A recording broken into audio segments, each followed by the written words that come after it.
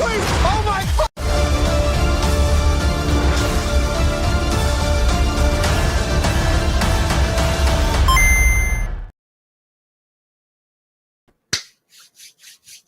Usually I have my camera up when I do that, but I was a little late to that. So, welcome one and all to another exciting episode of Friday Phil. Welcome back. I know I took last week off, had a lot going on. It was my old man's birthday, but we are back again today. And man, it has been a week. It has definitely been a week for everyone in the real world. If you've been paying attention to real world events, or if you're just dealing with stuff on your own, like I know Jeffrey, I see you in the chat, man. You know, you've been having internet issues, but it's good to see you here. Glad to see everyone in the chat. Hope everyone's having a fantastic Friday. Hope everyone's got their good plans for the weekend ahead of them. But let's get this show on the road, shall we? Let's do it. Let's do it to it, shall we? Goodness gracious. Who else is here? Who else is here? Who else is here? We got Mr. Daryl Taylor in the house. Daryl, good to see you saying Thunderbolts tomorrow. Can't wait to watch yours and Williams' reviews. Great job from the both of you, so can't wait. My review is posted. I saw Thunderbolts yesterday. We will be talking about that spoilery stuff later on in the show. So just a heads up, Daryl, if you want to avoid that, I'm going to just, give a, I'll do the thing. Don't worry. Dalton Bell's in the house. What's up, Dalton? Happy Friday to you too, my friend. Good to see you. Good to see you. Good to see you. Good to see you. Braden, my man. What's up, dude? Thunderbolts was such a good time. And also the rat is saying that Crayface is going through a rewrite. And I say bullshit. Fuck him. Well, Braden, I appreciate you bringing knowledge to me in regards to that guy. Clayface being rewritten after James Gunn raved about that script being so good. Something don't smell right with that. Oh, wait, it's coming from Jeff Snyder? Oh, man. You know what that means, right? You know what that means, right? Y'all know what's about to happen. Y'all know exactly what's about to happen. Let me find the clip. Where the fuck's my clip at? Where is it? Come on. Where the fuck is it? Well, there is this one. You lying sleaze. You want to rethink that answer? Okay, I found it. Here's the one I initially wanted to play, but lying sleaze still fits. But here's the one I initially wanted to play. Maybe the problem is the fuck puppet delivering. Oh, yeah. Because we all know Jeff Snyder is nothing more than a mere fuck puppet for the Hollywood entertainment industry. Nothing more, nothing less. The man got lucky with the whole Robert Downey Jr. Dr. Doom bit. Other than that, he's hit and miss. Definitely massive miss when it comes to anything DC related. Except he got fucking Jason Ritter being in fucking Lanterns. Ooh-ha! He got one supporting role right. Oh my god. But I remember when the whole Jurassic League thing was talked about. Jimmy Guns ain't said shit about that. Basically anything he said regarding DC, James Gunn is like outright went, nope, ain't happening, wrong. What can I say? Jeff Snyder is a rat and he shouldn't be trusted in any regard whatsoever. Glad to see Draven got home after that eventful Wednesday night. Me too. Me too. He took a picture of his baby boy and shared it in Discord earlier today. That was pretty cool. But yeah, I'm glad he got to see it. I'm glad he made it home okay, obviously. So there is that. I hope he didn't run over any deer. Well, Jeffrey, if he runs over any deer, that's kind of on him. But at the same time, it's dinner for a good week. Hunter Iggy in the house. What's up, man? I think Snyder Cult created that lie about the leaked Superman Mutant Monkey James Gunn's Superman movie. How do I want to talk about this? I don't want to talk about this because I know some fans like Donovan. I know he's a frequent pursuer of my show. Not pursuer, watcher. That's a better way to say it. Donovan's a big fan of what James Gunn's cooking with Superman, and I heard that rumor. I don't really want to comment on it because I just don't want to add fuel to that fire. I'll just say that, like, I've heard the rumor make the rounds, and Chainsaw told it to me in a Discord call a couple days ago, and I just kind of shrugged my shoulders and went, well, guess we'll see what happens in July. Anyway, I wish people would stop feeding into his bullshit. Braden, my man, I'm just, let me just, from the heart, my friend, just from the heart, like just you and I are always just on the same page, and I love it so much, so much. Rhea, welcome. Thank you for joining. Thank you for tuning in. I really appreciate it. Droga in the house, my man, my little Robin from down under. Hope you're doing well, mate. Throwing some shrimp on the barbie or some shit today. Just fucking with you, man. I hope you're doing well. Good to see you. Welcome in, everyone. Welcome in. All right, so let's get to it. All right, let's get to it. Let's do it to it. So this is breaking news. This breaking news just dropped right before I went live, about a good hour before I went live. So we are absolutely going to talk about it first. And of course, here it is. Let me just go ahead and get things all squared away. Let's see, where is, there we go. Okay, there's that. I'm going to get that squared away. But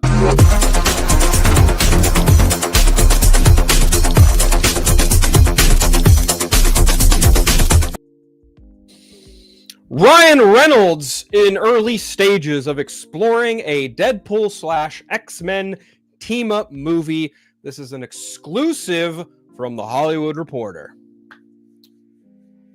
I like this. This headline just makes me feel, as my buddy Lance likes to say, wet in all the right ways, in the nerd ways. And I love that picture of Ryan Reynolds. Just look at that picture. He looks so professional and so profound and so damn good looking. Just beautiful. Absolutely beautiful. All right, let's move on with this. The Deadpool mastermind is toying with writing treatments for a film that would feature 3 or 4 members of Marvel's mutant team, but has not yet pitched the idea to Marvel Studios. In the aftermath of Deadpool and Wolverine, Ryan Reynolds remained firm that he did not see another solo Deadpool movie in his future.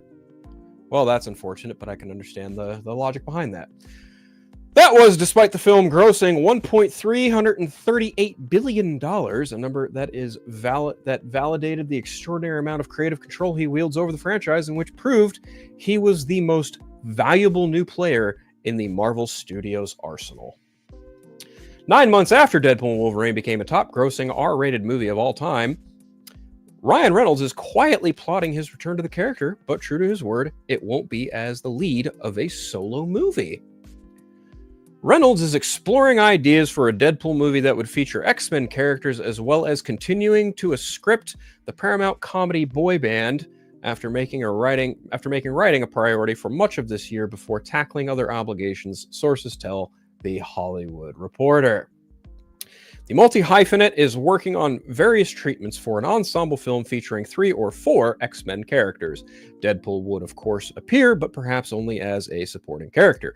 Reynolds is said to believe that keeping his F-bomb-wielding anti-hero movie on the sidelines could allow for more X-Men characters to be used in unexpected ways. Reynolds has been open about every Deadpool movie needing a strong reason to exist, and it's possible that this could provide the avenue he needs. I almost said prove, not provide. The potential film is separate from a potential X-Men movie that Hunger Games writer Michael Leslie is penning for, I'm not answering that spam, penning for Marvel Studios. There's no word of which X-Men characters Reynolds is toying with, though Oscar-nominated Wicked star Cynthia Erivo, whom Reynolds honored at the National Board of Review in January alongside her co-star Ariana Grande, I don't know how to pronounce that, my bad, has publicly lobbied to play Storm in the MCU. Reynolds would need to defer to Marvel on any such casting decisions. Gubernatorial. What's up, Chris? Thanks for joining in, man. Good to see you.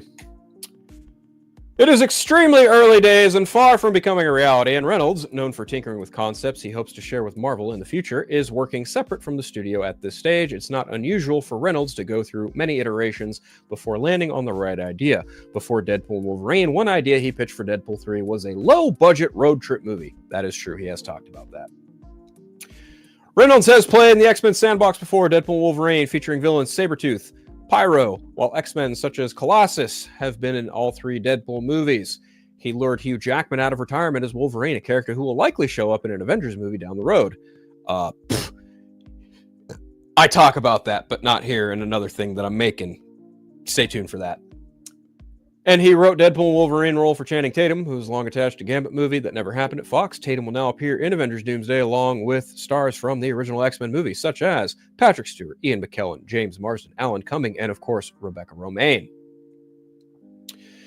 His focus on his writing came amid and planning a break in filming. It also ended up coinciding with the high-profile legal battle between his wife, Blake Lively, and it ends with us director co-star Justin Baldoni. Ryan Reynolds has been named alongside Lively as a plaintiff in Baldoni's suit, but Reynolds' attorney are requesting that he be dismissed. If the two sides don't settle, a trial is set for next March. Ooh, that's ugly.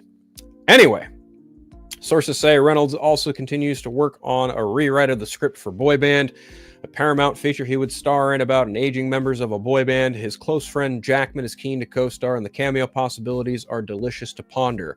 While Reynolds will still appear in front of the camera, the project is all part of a shift in recent years to producing and writing. There is no start date or release for that film. Quote, "I am more passionate about storytelling than I am about acting," Reynolds said in an interview with THR last year. "If I win, great. If I lose, I get to also feel like I was the architect of my own demise." That's dark. At the time, Reynolds also told THR that he believed Deadpool could appear opposite the X-Men and Avengers, but that character joining those teams would have unintended consequences. Quote, "His ultimate dream is to be accepted and appreciated, but he can't be accepted. His coping mechanism of deflecting shame through humor works only when used to pave over his many inadequacies.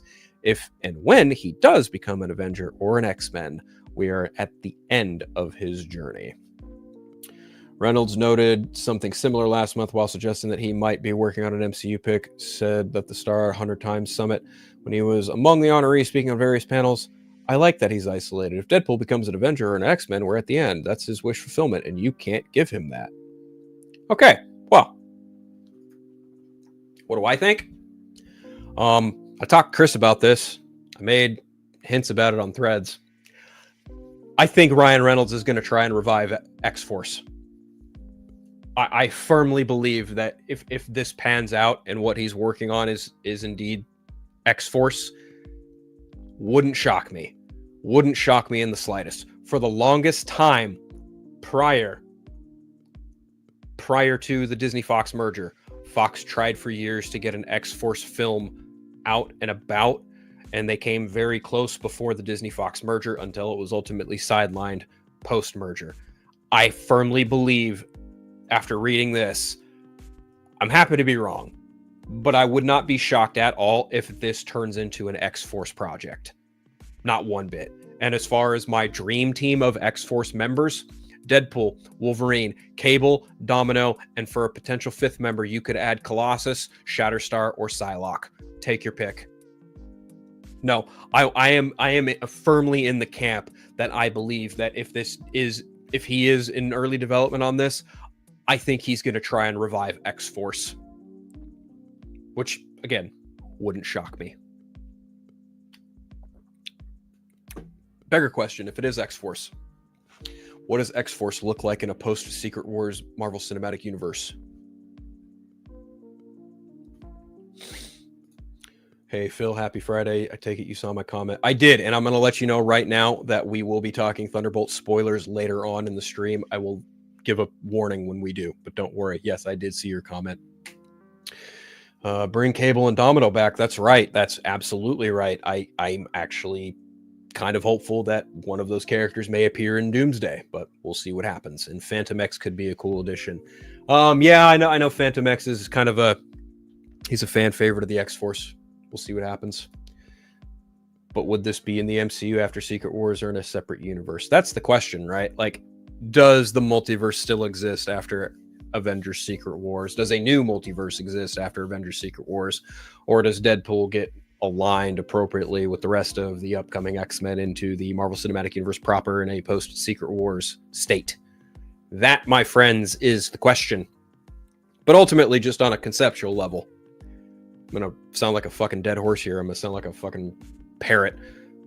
I firmly believe that Ryan, if this, I don't doubt it's probably true considering Aaron Couch and Pam McClintock have more reliable sources than, say, the likes of other people.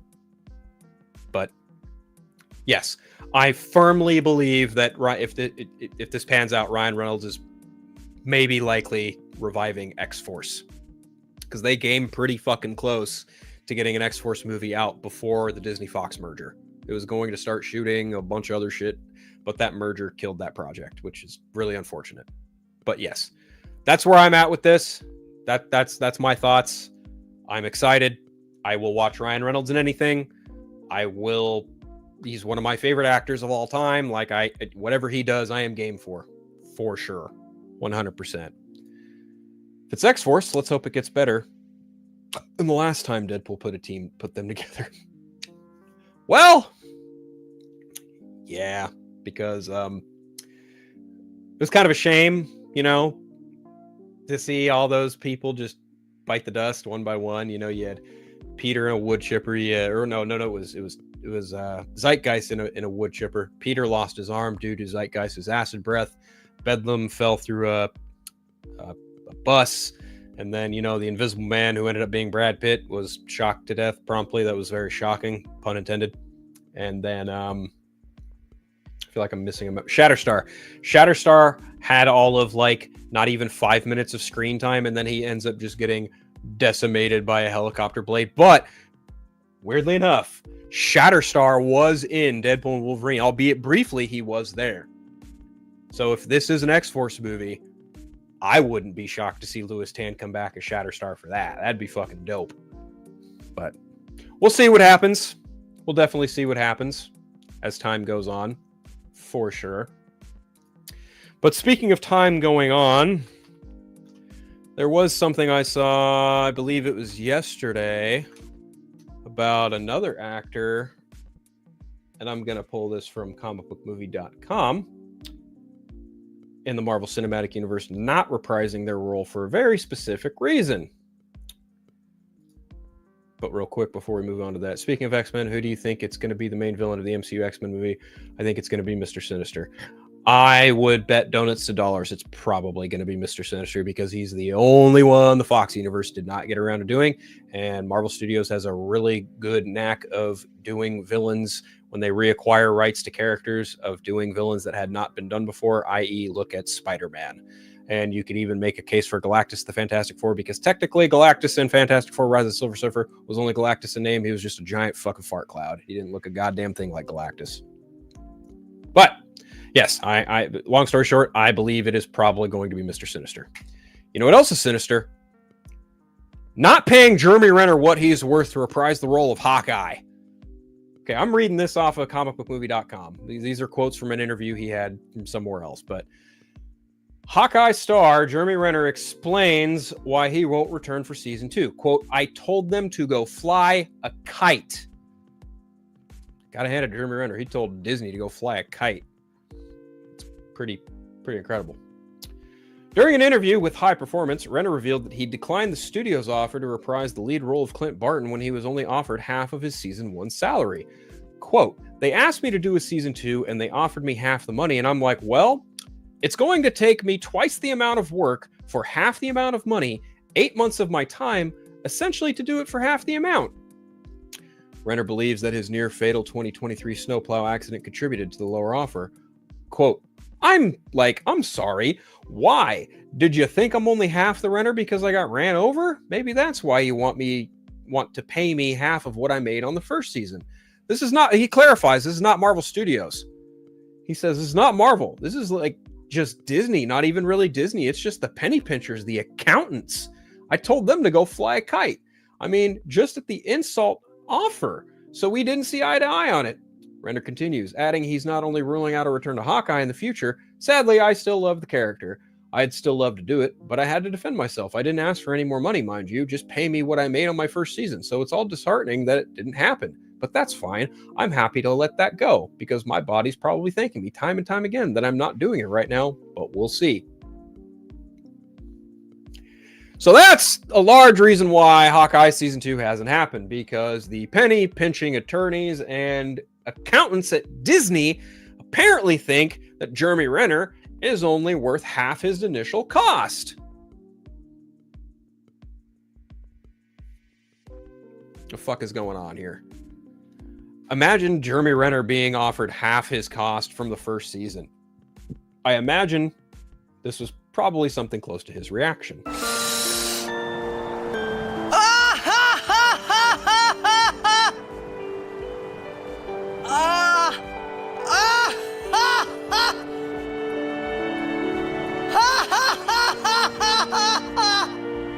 You probably shouldn't laugh anymore.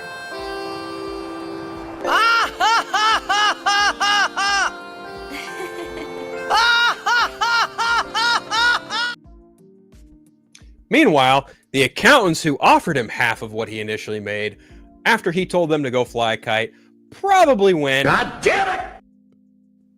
well, pay the man what he's worth. That's for sure. That's for goddamn sure. Pay the man what he is worth. I want a second season of Hawkeye. I absolutely want a second season of Hawkeye. Hawkeye was great. It wasn't like, the cream of the crop of the Disney Plus shows, but it was better than some of the other stuff that they've done for sure. Now, what does a season 2 of Hawkeye look like? That, I think, is another question. Like, what do you do with Kate Bishop and Jeremy Renner? Kate Bishop's latest role, I think, was in Marvels, right? She comes in at the end of that because Kamala Khan shows up in her apartment. It's like, hey, I'm working on a team, Young Avengers, da-da-da. I think so. I think Kate Bishop was in that. Yes, Donovan, I am well aware that he clarified it was an accountant of Disney, not Marvel. I literally just went over that before you went and you came in, but I also see that you also just got out of Thunderbolts and fucking loved it. I'm glad. We will be talking about Thunderbolts here soon. Definitely. Also see the Rat and Rocha perpetuating BS about DC Studios and Sergeant Rock. I mean, it was Braden mentioned earlier that Mr. Rat Boy mentioned something about Clayface getting a rewrite, and I just laughed. I was like, there's no fucking way that's true. Because, well, it's the Rat. We don't listen to the Rat around here. No.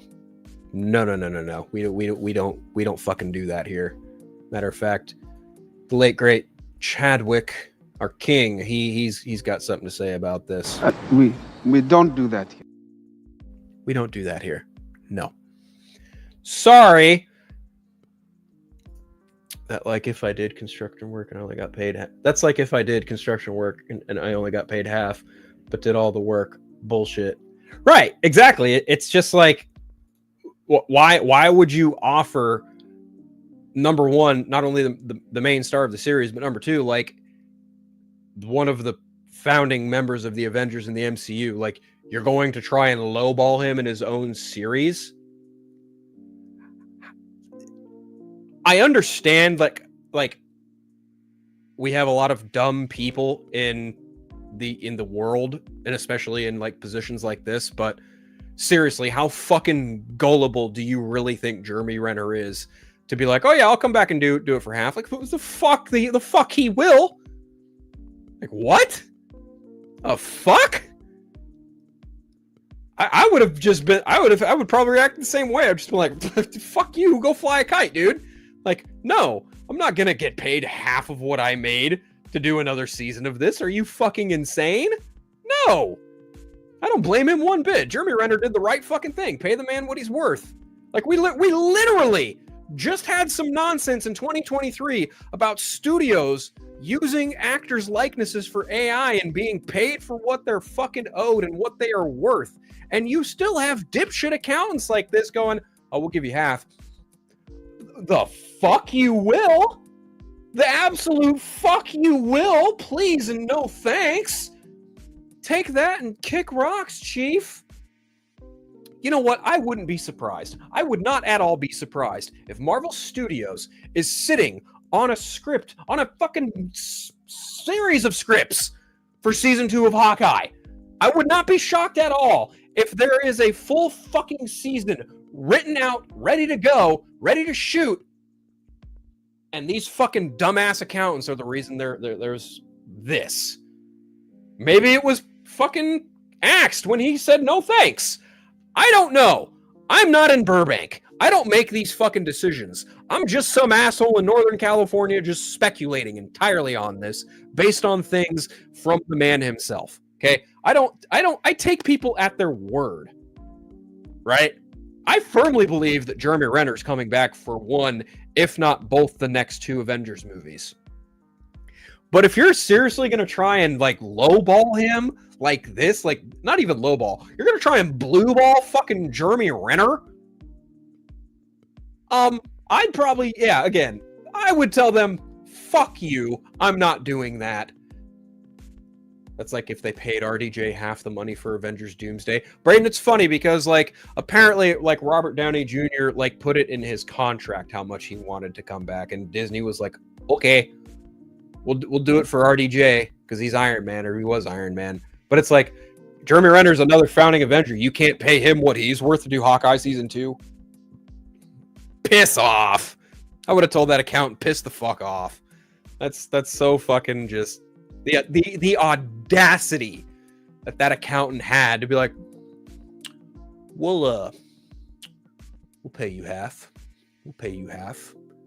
Jeremy Renner was just like, oh, the fuck you will. Yeah, no, I don't blame him one bit. Not one bit. Not at all. Speaking of Doomsday and Robert Downey Jr., did you guys see that the Doomsday cast got a Thunderbolts screening?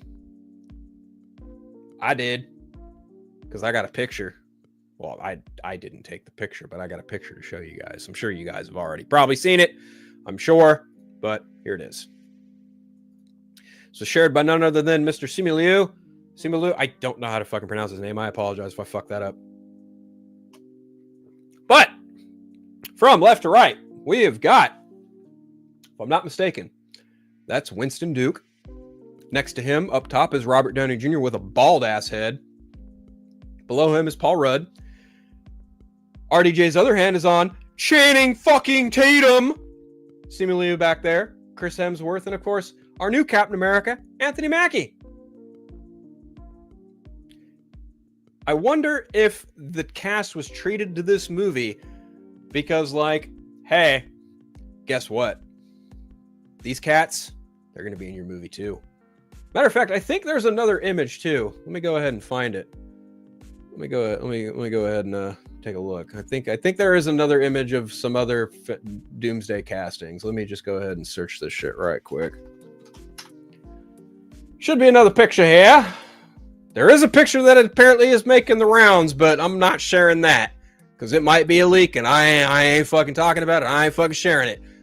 But if you know what it is, you know full well what I'm fucking talking about. Yeah, here it is, right here. This is apparently from Robert Downey Jr.'s personal Instagram page. So, here we go. Check this out. So again, from left to right, we have Chris Hemsworth, Channing Tatum, Simu Liu, Paul Rudd. Again, a bald Robert Downey Jr., Emma Moss Bachrach. I believe that's Vanessa Kirby, Winston Duke, and of course, Anthony Mackie.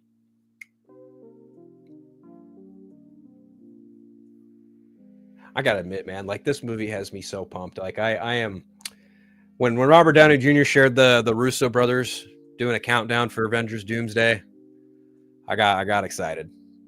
Seeing these pictures of the cast, I'm just super excited. Like this is gonna be special. These next 2 Avengers movies, I think, are gonna be something real special.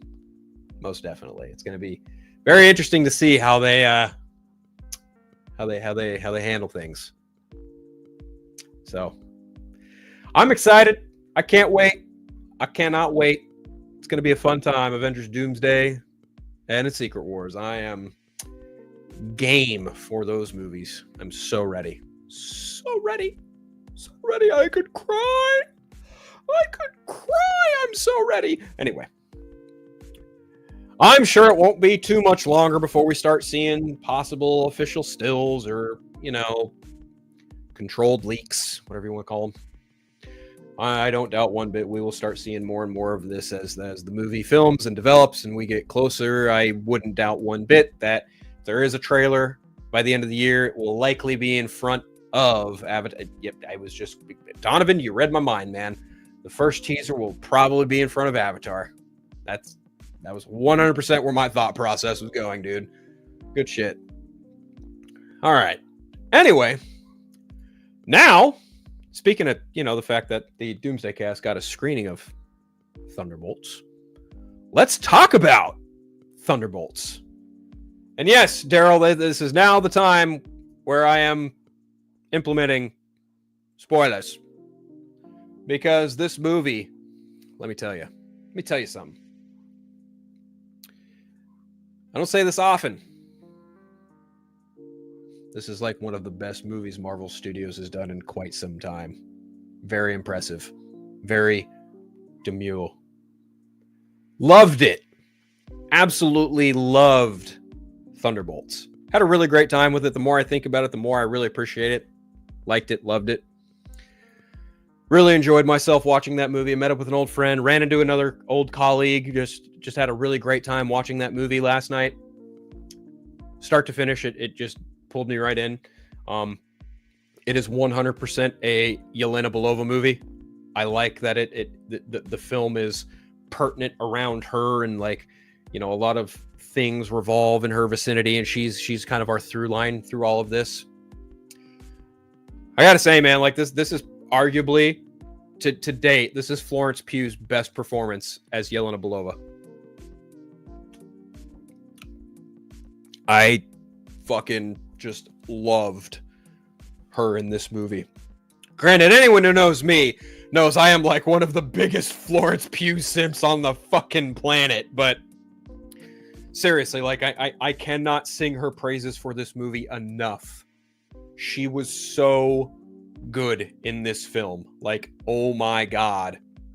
Like, from the subtle spits of situational humor to just her facial expressions, the voiceover work, like just everything about Yelena in this movie just made me so happy.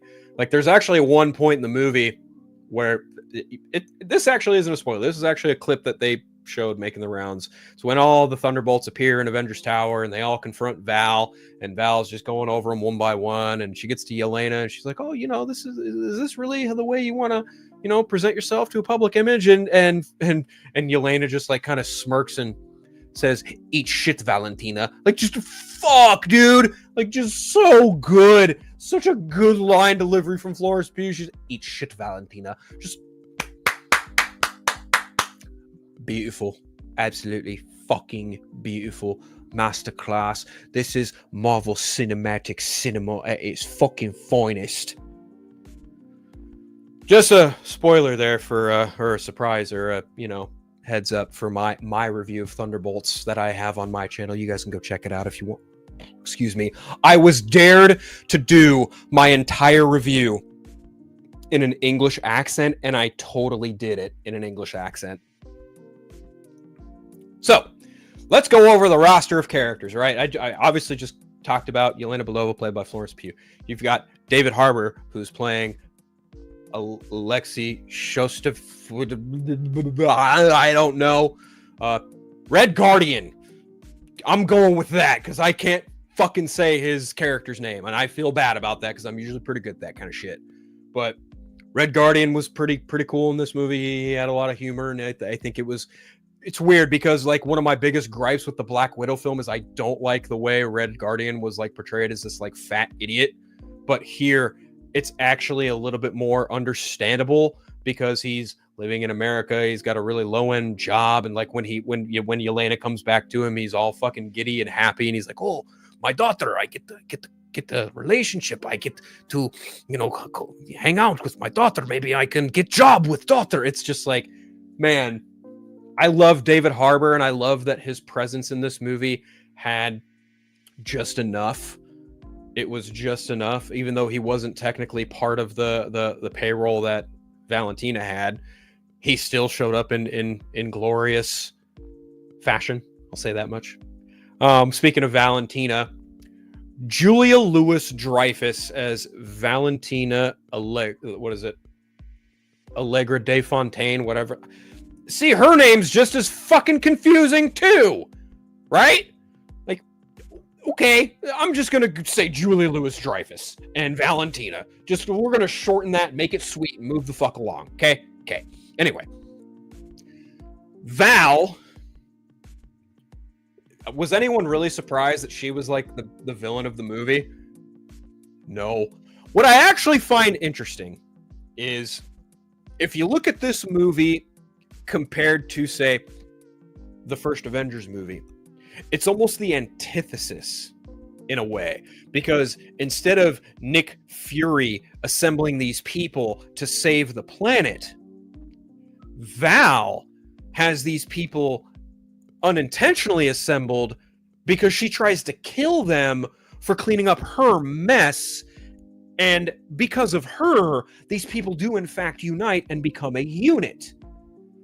And I gotta say, like, building up to this movie, I was just under the impression of like, oh, okay, she's just another fucking Nick Fury, more or less. Happy to be wrong about that. Because everything right with Nick Fury is everything wrong with Valentina. Because she, in a way, eerily, is almost like the way Valentina is portrayed in this movie specifically is very eerily similar to a certain political figure whom I'm not going to name, but if you understand what I'm dropping, you'll know what I'm talking about. Anyway, she repeatedly like gets in front of Congress. She's being impeached. Fucking Perry White, what the fuck actor's name? Wendell Pierce is in this movie, and he's got a pretty substantial role too. And he's like the guy leading the charge with the articles of impeachment against Val. And you know, since she stepped into a political career outside of her business dealings, and that's the thing, like she's being impeached because her business dealings are like kind of like it's skirting lines there between her political career and like her former career as like a, you know, consultant or a fucking business head or whatever. So now she's trying to sponge every piece of evidence that could incriminate her for still being like, you know, in line with her former fucking shady business dealings. So what does she do? Well, she has Yelena follow Ghost into this facility to track her, watch her, kill her on sight. Who's then met by John Walker to kill Yelena. It's all this one big fucking web of corporate political bullshit that they all kind of realize, like, wait a minute, you're here to kill me, I'm here to kill them. Da da da da. Wait a minute, who the fuck put you up to this? Val? Wait a minute. And then they all kind of have the epiphany, like, wait a minute, we were all sent here to kill each other and then die. What the fuck, Val? So then, you know, once John Walker comes in the picture, then fucking out of nowhere comes Taskmaster. Spoilers. Spoilers. In case I couldn't make that any more fucking clear. Spoilers. Taskmaster dead. Taskmaster deader than dead. It was literally like I feel kind of bad for like a Kirilenko because she got third billing. She came in to deliver one line. And then that's it. Her character gets offed. I was like, huh. Okay. If there was anything that I had like kind of like a about Thunderbolts, it's that. I don't think Taskmaster needed to be in this movie at all. It almost feels like Marvel was like, what do we do with Taskmaster? And then someone in the room went, let's kill her. And then someone else went, okay. I mean, does this pave the way for another incarnation of Taskmaster come up? I guess. But yeah, like I feel like this was definitely just like a literal waste in a multitude of senses for that character. So, you know, all right, cool. Like it's so weird they put the character in some of the marketing, and yet even if you watched a lot of the trailers, like you could tell that she wasn't present in a lot of the other stuff. So everyone was just like, she's gonna die, right? Yeah, she died. So once they're in this facility, they find Bob, played by Lewis Pullman, who does an excellent job, by the way. Fucking, they all kind of realize, oh shit, we're all here sent to kill each other, except Bob. We don't know what the fuck Bob's doing here. Bob just fucking woke up here. Bob, what are you doing here? And Bob's like, I don't know, I got amnesia. So the chemistry between the characters, like fucking Wyatt Russell as John Walker, he's still the same prick from Falcon and Winter Soldier, and it works. You've got Ava, Hannah John Kammen's character, Ghost. She comes back and she's just like, look, I'm just here to fucking work. Like, don't mind me. I'm just here to fucking work. Okay, cool. She ends up joining the team anyway. And of course, Yelena, she's there. But the thing is like Yelena calls Val and is like, hey, you know, after this, I'm kind of done. I want to do something else. And Val's like, oh yeah, totally, for sure. Oh, you're done, all right. And it's like, wow, she really is just a fucking evil person. And sometimes I think you kind of need that, especially with a story like this of a bunch of misfits coming together. It's just really well done. But, you know, like, you know, they eventually make their way out of this facility, only to be met by a bunch of agents and shit. And fucking, well, that's where we find out Bob ain't just Bob. Bob is fucking special. But one thing I did like was the chemistry between the characters, but most specifically between Yelena and Bob. Like, they have a very intricate connection because they both feel a sense of loneliness for very different reasons, but there is like a commonality there. I'm not going to go as far as to call it trauma bonding, but I will definitely say they both like instantly kind of understood where the other was coming from, even if Yelena at you know, when he asked, like, you know, how do you deal with your depression, she's just like, oh, you know, you just bottle it down, throw it down, don't even fucking worry about it. And he's like, yeah, that's nice. Because the thing is like Lewis Pullman, the way he plays Bob is just this very like unassuming, gentle person who doesn't really want to cause any friction or harm or anything, but like you can tell he can be kind of manipulated and easily coerced. So when push comes to shove and a fucking army of people unload on him, that's when you find out, like, oh shit, Bob's invincible. Oh snap, Bob is like fucking strong. Oh shit, Bob can fly. I heard the characters of Mel, maybe someone from the I think Mel, if that's Val's assistant, I believe I remember Lance telling me that she is the second Songbird in Marvel Comics, but I could be wrong about that. I don't really know, honestly. But yeah, you know, Valentina makes off with Bob because she's honestly shocked that the Sentry program fucking worked to begin with. So that was cool. Then the rest of the team, they kind of like, you know, they get ambushed again by some of the other soldiers. And then my man, Bucky Barnes, comes in fucking just Terminator style. Oh my God, that was like one of the best parts of the fucking movie when Bucky comes in on a bike and just straight goes full fucking Terminator on these people. It's just so good. Just so good. Just, I loved watching Bucky fucking go full fucking Terminator on these fucking people. Like, he takes out the convoy like it's nothing, and then he shoots a bomb at the back of the limo all the other characters are in, and then he ties them up and is like, yeah, you're all gonna help me. You're gonna all, you know, testify against Valentina. And then everyone's just like, wait a minute. You're getting people to testify against Valentina? Let us help you. We'll fucking fight her with you. And he's just like, huh? What? Why? And then they tell him, like, yeah, you know, she kind of framed us, tried to kill us, and she's got like a super weapon, Bob. She's gonna turn into like some corporate hero. And Bucky's like, you guys are full of shit. And then he gets a phone call from Mel, and Mel's like, hey, Valentina totally went off the fucking deep end. She's got a guy named Bob here who she's gonna turn into a sentry. And then Bucky kind of looks at the rest of the cast and went, okay, y'all weren't full of shit. And then they go to Avengers Tower and like, okay, we're now in like superb fucking spoiler territory because a large portion of the third act masterfully was left out of the fucking marketing for this movie. Good job, Marvel Studios. I implore other studios to take notes. This is how you market a movie effectively. You don't show off important shit from the third act. Looking at you, Warner Brothers. Anyway. You do see Sentry in his full golden blue glory, and it's pretty fucking awesome. I will say that. It was so fucking good. And let me tell you, there's a reason why you see John Walker Shield looking like a fucking taco. Everyone guessed that Sentry was going to be the one to fold it. Well, guess what? You were right. 100. Fucking 100. That's exactly what happened. He bent that motherfucker, and it was just like a metal taco. And he's still using the fucking shield. Weirdly enough, I'm just like, he bent it. Why the fuck would you still use it? Go get another one. Hello? Like, Wakanda is over the sea, my guy. Like, actually, you know what? John Walker's probably the last person who needs to go to Wakanda, but I digress.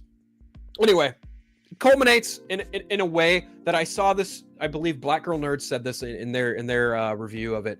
We have been spared by the bullshit that is giant beam in the sky from Thunderbolts, and I love that. I fucking love that this movie doesn't end with a giant beam in the sky with the world fucking ending, blah, blah, blah, blah, blah. No, we didn't need that. Instead, what this movie showcases is when Sentry goes full void, spoilers in case that wasn't a fucking spoiler, because guess what? It was shown in the marketing. Anyway. When Sentry goes full void, you actually see the Thunderbolts fucking saving people. Fucking superheroes saving people in a fucking superhero movie? Color me fucking surprised. And it's like not even on the nose. It's not even like such a dramatic way. Like, you know, you saw in like, you know, Shazam, where, you know, you see the bus fall and the guy's just like, okay. No, like there's shit happening. There's chaos ensuing amongst New York. And people are like, what the fuck is going on here? And you see Red Guardian fucking saving people. You see Ghost save people. You see Yelena save people. Like, it's just so fucking good. You see Bucky stick his arm out and stop a fucking flying armored truck, dude. It's so fucking good. I wouldn't be shocked if Jake Schreier was offered some kind of Avengers thing or another team up thing down the line. I would not be surprised if he stayed in the Marvel family, because for his first run, God, he fucking nailed it really good.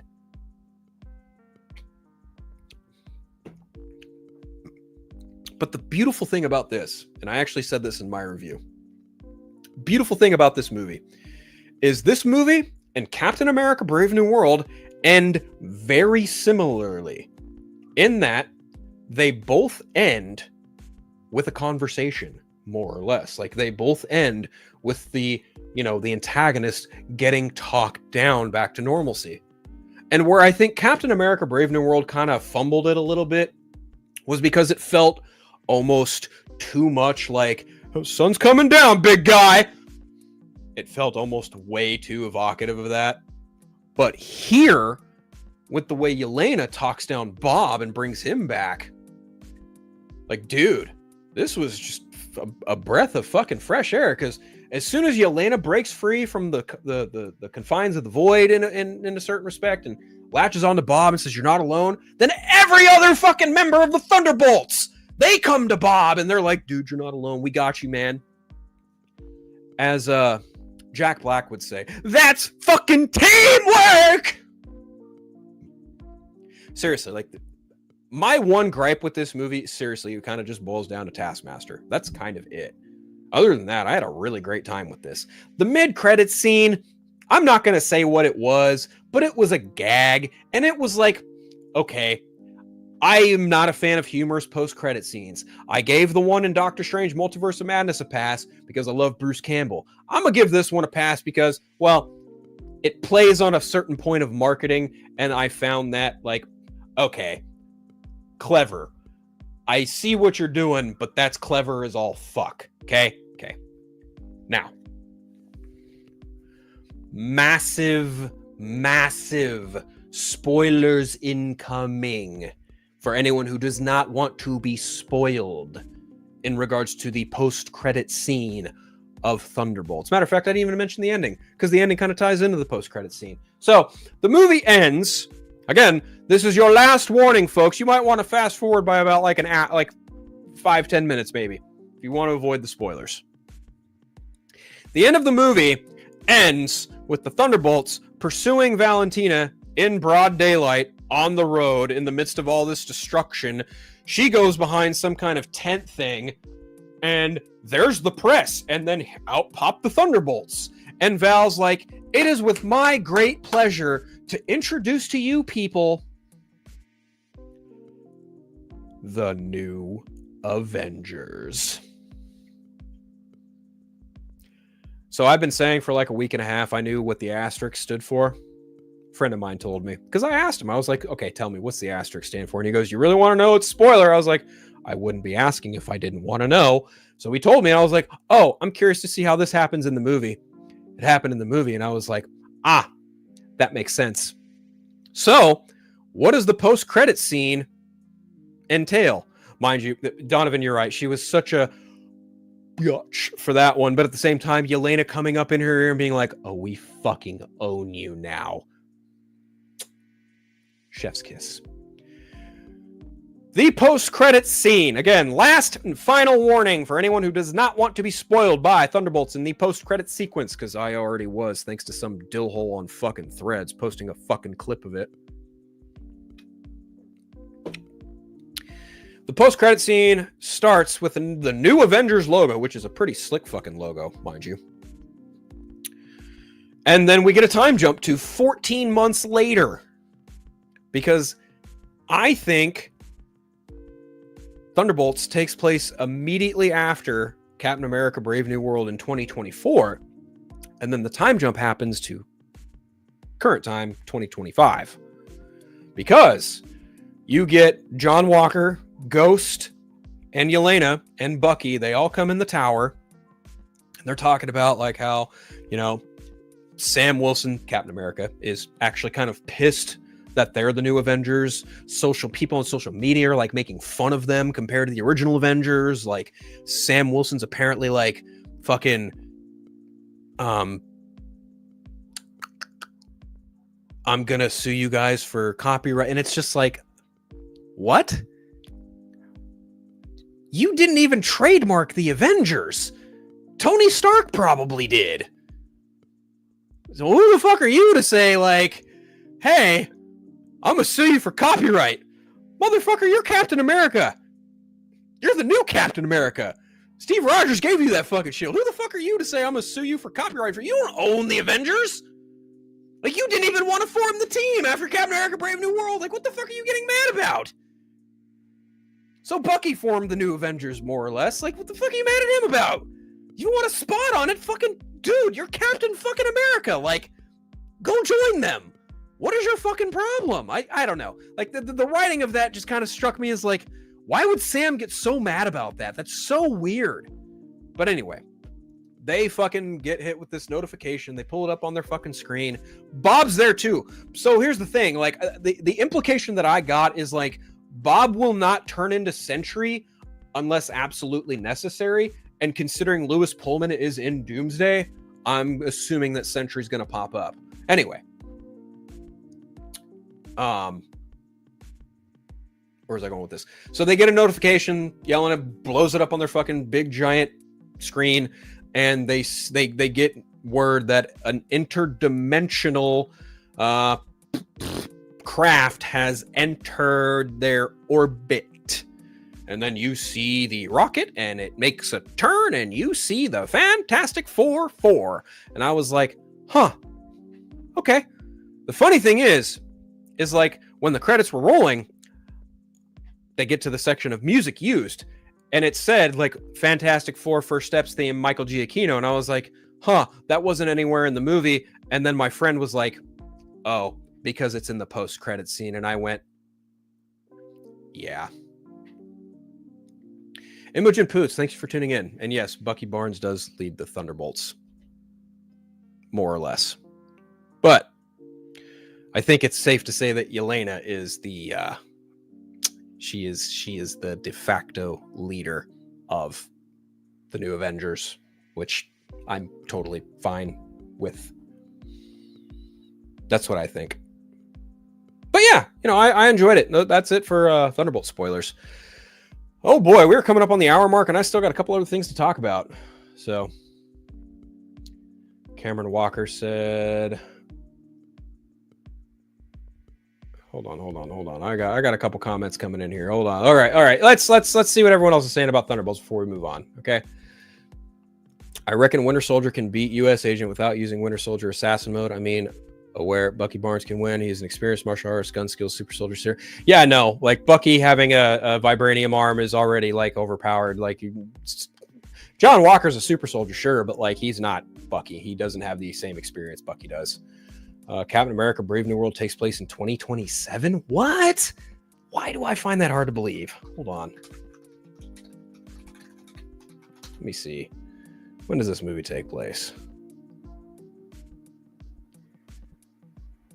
Let's see. 5 months after Thaddeus Ross is elected president. Yeah, no, it does not say whether or not, when and where it takes place on the timeline. So that's kind of strange. Anyway, weird. It's like the She-Hulk lawsuit. Okay, imagine if Captain America actually ended up getting She-Hulk to be the one to sue the new Avengers. That'd be fucking hilarious. And then She-Hulk's like, no, fuck this. I'm going to join them. That'd be hilarious. That'd be fucking funny. This Avengers team is controlled by the government. Sam Wilson would not want that. No, Braden. This Avengers team controls the government. Because Yelena says to Val, we fucking own you now. So, there is that. I think The Void will show us the backstory of Robert Downey Jr.'s Doom. Braden's on to something. He's cooking. He's cooking. I'll give you that. You cooking, my friend. You're cooking. But I think there's going to be 2 Avengers teams, the new team, and whatever Sam Wilson's team is. So, I don't know. I think the formation of a team from Sam Wilson is likely. Whether or not it actually does happen, I think you could probably guesstimate that it will include probably Shang-Chi, probably Shuri, probably I'd imagine Thor, maybe. I don't know. Like I feel like we're gonna see like I think in response to the new Avengers, Sam is gonna be like, I'm gonna make my own team now, which in a way feels organic, and because Sam would maybe do something that petty. I don't know, but hey, we'll see how it all culminates in Doomsday, which I am working on a video for Avengers Doomsday, and I hope to get it out by the end of the weekend. So we'll see. And Braden, yes, we still don't know the full cast of Avengers Doomsday, and that's exactly what my next video, my big one, is going to cover. I'm not going to say anything more, but yeah, the video that I've been working on for like the last week and a half, almost 2 weeks, is pertinent to the full cast of Doomsday. So we shall see. Anyway, moving right along, let's shift gears a little bit here and talk some DC stuff. Let's talk some DC.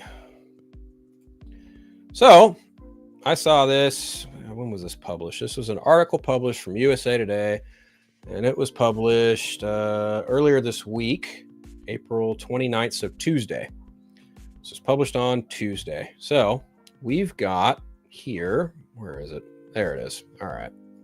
Cuckoo. There it is. All right. I don't want that ad. I want that. No. All right.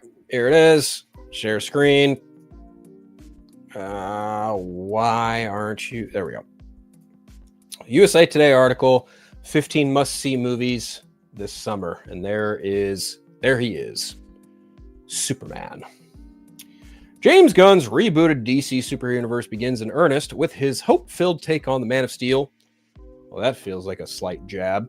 David Cornsweet is the new man in Superman's cape and Clark Kent's glasses in a movie also featuring journalist Lois Lane, supervillain Lex Luthor, and rambunctious superdog Krypto.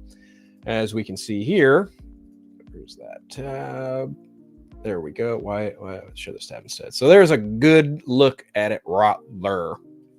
We've got Lois Lane and her pretty purples, and then we've got Big Blue and his Big Blue.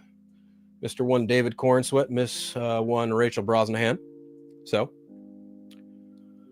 that seems to be a lot of destruction in the background, and they're just kind of smiling, hanging out, having a gay old time.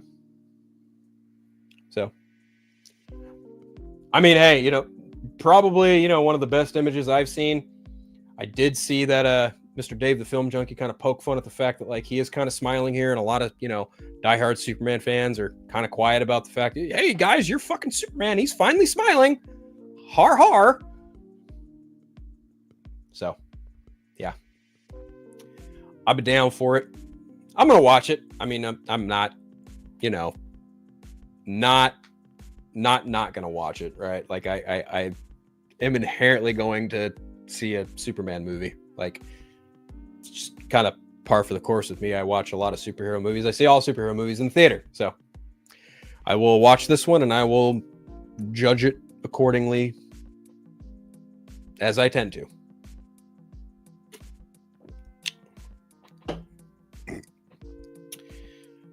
Looks good. I mean, I like the image. It's fine. Like, I've got, nothing bad or glowing to say about it. It's just another Superman image as far as I'm concerned. Looks great. I'm here for it. But staying in the realm of DC, this will be the last thing I talk about today. Because we did kind of touch on the whole Clayface thing earlier, but I'm definitely not gonna touch on that now. Because I didn't even see that was a thing until either Dalton, Braden, someone brought it to my attention that the Rat was spewing some bullshit about Clayface getting a rewrite. But unfortunately, there has been, I wouldn't say turmoil per se, but there's been some uproar about a very recent project, of course. And that is, of course, Sergeant Rock. So, Sergeant Rock halts pre-production, now eyeing a summer 2026 production start. And so, this is very interesting because this is interesting to me because we've got, the funny thing about this is, like, this movie was never actually outright confirmed to be in development by neither James Gunn nor Peter Safran. Like, they made mention of it during that update a couple months ago. And, Luca Guadagnino was wearing a DC Studios sweater at CinemaCon. So, I mean, it was, in a way, I guess, like, confirmed, but not officially-ish. I don't know. It's kind of in a weird situation. So, it was just kind of one of those things the trades put in place, and they just keep talking about it, like Colin Farrell getting the role, et cetera, et cetera. So, per deadline, Sergeant Rock's DC superhero flick team, Luca Guadagnino and the Penguins' Colin Farrell, has halted production plans. Sources have confirmed a deadline. The film was supposed to enter production in the coming months. We're told it will now shoot likely next summer. Insiders said that ultimately shooting this summer was untenable, as the team would have had to rush through prep to hit the right weather conditions at the right time. The film is being shot primarily on location in the UK, and shooting exteriors in the dead of winter would not have been optimal conditions for cast, crew, and equipment. The news comes as a shock, as the film was greenlit months ago with a $65 million budget and plans to shoot this August. Sources close to the project say Guadagnino was scouting locations last week, and that the studio's far down the line with Alien Romulus breakout actor David Johnson to join Farrell, as well as Challenger star Mike Feist, who also had an offer. Sergeant Rock, World War II superhero actioneer. Farrell was set to play Sergeant Rock, character created by Robert Kanigher and Joe Kubert, first debuted 1959, etc., etc. Was conceived as part of the DC Universe overseer by DC Studio Chiefs James Gunn and Peter Safran, rather than as part of a world inhabited by Farrell's the Penguin, overseen by the Batman's Bat Reeves. Farrell agreed to take on the role following the exit of Daniel Craig. See, I wish they would stop saying that, because Daniel Craig was never offered the role in the first place. James Gunn did say that. Who kicked tires for a moment to reteam with Guadagnino on the heels of the duo's collaboration with A24's Queer. The project was set to reteam Guadagnino with Justin Kiretzkis as screenwriter on Challengers as well as Queer. Guadagnino will next see the release of After the Hunt, his Me Too themed thriller for Amazon MGM, starring Julia Roberts, Andrew Garfield, Ayo Edebiri, which will release on October 10th. The filmmaker has also recently been looking to mount a revamp of American Psycho for Lionsgate, but will have to stay tuned for which project filmmaker commits to next with the delay of Sergeant Rock. So the funny thing is like, this was... I'm going to change the banner here. I didn't realize I still had the Thunderbolts one up. The funny thing is, like, I got wind of this in the Discord, the Council of Creators Discord. By the way, go watch that show every Wednesday. So, this was dropped by my buddy Lance. Someone dropped it. Fucking the initial hubbub came from the rap, Mr. One Dumberto Gonzalez, because he had the gall to say that this project was canceled, and so every other trade clapped back and said, "No, this is halted." Am I sad? Not really. No. Was I excited? The only thing that really excited me about this project was the possible prospect of seeing a GI robot mow down Nazis. That's literally it. I mean, hey, you know, if you don't want to film in the dead of winter, I get it. It's probably way too fucking cold for that crap. So I don't blame him. The interesting thing here is, like, you know, Colin Farrell was like, yeah, I'll do Sergeant Rock. That'd have been the first time, I think, where you have one actor occupying two different roles in not necessarily a shared universe, but like a shared IP, right? Like it's almost like fun example. What if Josh Brolin came back in either Avengers Doomsday or Secret Wars and did double duty as Thanos and Cable? Kind of like that, but not exactly. But still, what are you guys saying in the chat? I see some fucking hubbub going on. What the fuck's going on? Let's see. What the fuck? BS Jeff put out. This just shows me that he has such a bias against DC, especially James Gunn. I think they should focus on Justice League. They're not going to do that, I don't think. It was never officially announced that Clayface was. You are correct there. A Batman Superman movie, then all Justice League for 4 movies. Not sure about that. The Rat will say anything to get noticed. Amen to that. Justice League is the harder thing to create, really. And when they do it, can cross over with Marvel.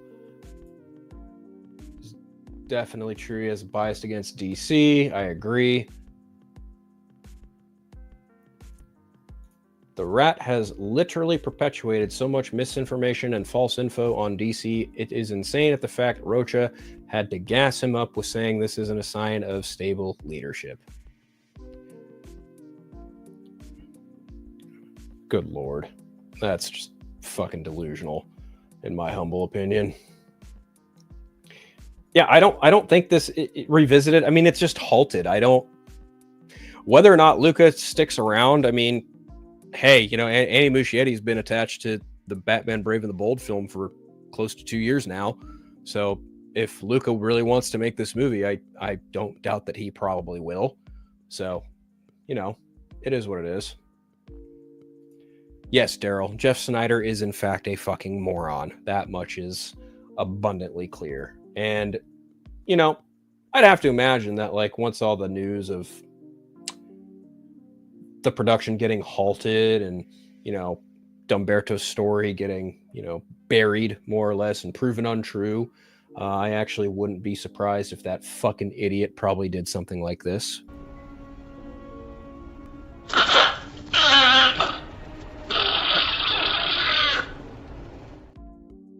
You guys ever heard that guy talk? Humberto Gonzalez is like one of the most annoying voices on the fucking planet.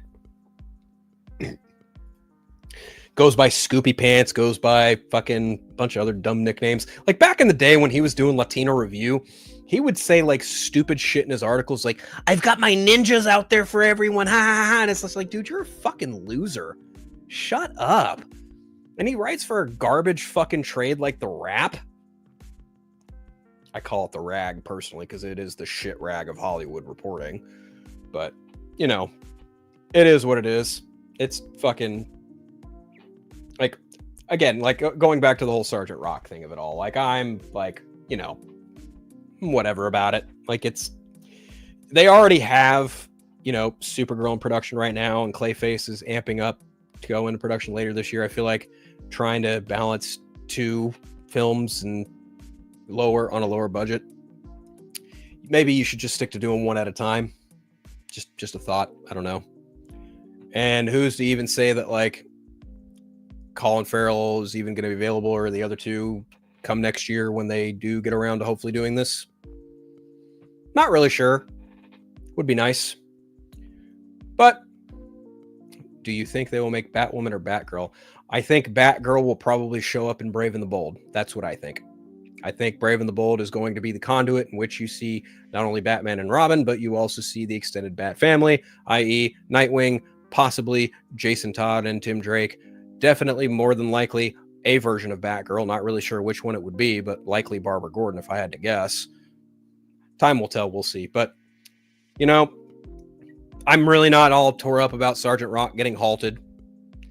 I'm not surprised that Dumberto Gonzalez perpetuated this bullshit about it being canceled. That's not surprising to me in the slightest, because he's a fucking moron and he doesn't know how to get his information straight.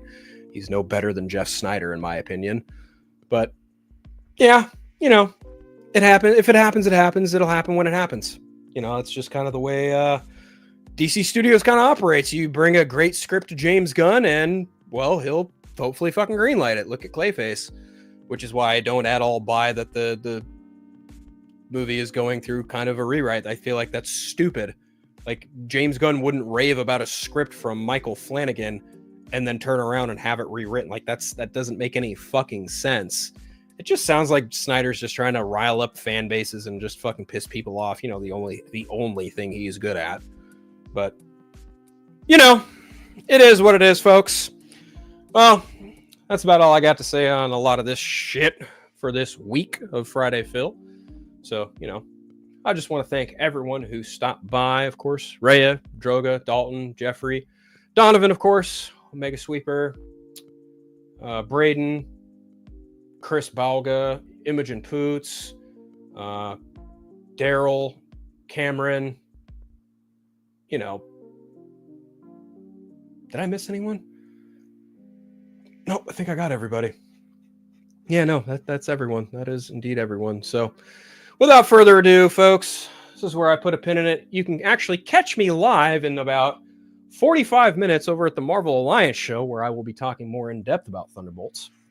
Go ahead and check out that YouTube page. Search either Geek Ultimate Alliance or just Marvel Alliance. You will find it. I will be on their show tonight talking about Thunderbolts.